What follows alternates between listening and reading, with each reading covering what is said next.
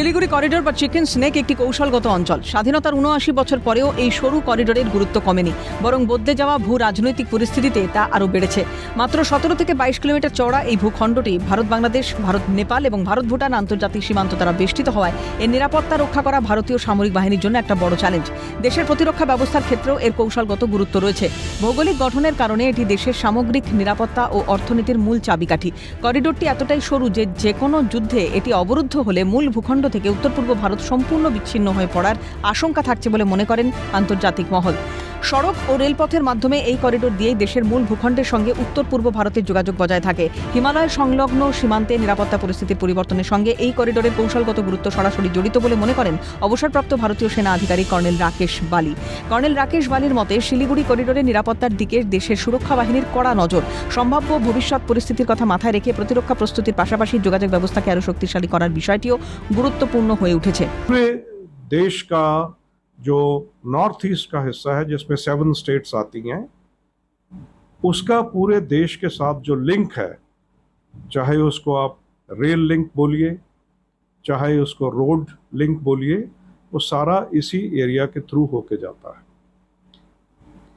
That is the इसकी broad lines में इसकी इंपॉर्टेंस कि पूरी रेल एंड रोड कनेक्टिविटी जो है नॉर्थ ईस्टर्न स्टेट्स की, इंडिया की, इसी कॉरिडोर तंग 22-23 किलोमीटर के कॉरिडोर से होके गुजरती है।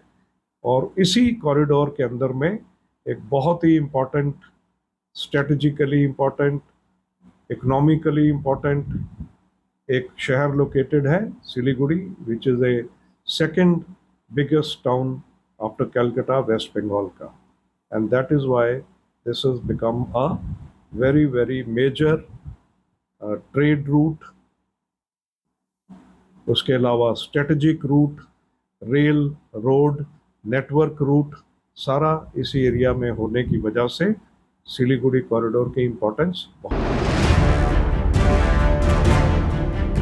প্রসঙ্গত, কেন্দ্রীয় স্বরাষ্ট্রমন্ত্রী অমিত শাহ চিকেন স্নেক বা শিলিগুড়ি করিডোরের নিরাপত্তা সুদৃঢ় করতে অত্যন্ত কঠোর পদক্ষেপ এবং কড়া হুঁশিয়ারি দিয়েছেন।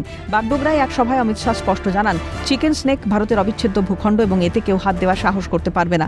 সম্প্রতি ভারত বাংলাদেশ সীমান্তে জুম্মাগাছ সীমান্ত চৌকি পরিদর্শন করেন এবং বিএসএফ জওয়ানদের সঙ্গে সরাসরি কথা বলেন অমিত শাহ। এই করিডোরের সুরক্ষায় তিনি বিএসএফ এর জুম্মাগাছ সীমান্ত চৌকি থেকে মোট 14টি নতুন বর্ডার আউটপোস্ট এবং স্মার্ট ফেন্সিং এর উদ্বোধন করেন এবং অনুপ্রবেশ সম্পূর্ণ বন্ধ করার নির্দেশ দেন।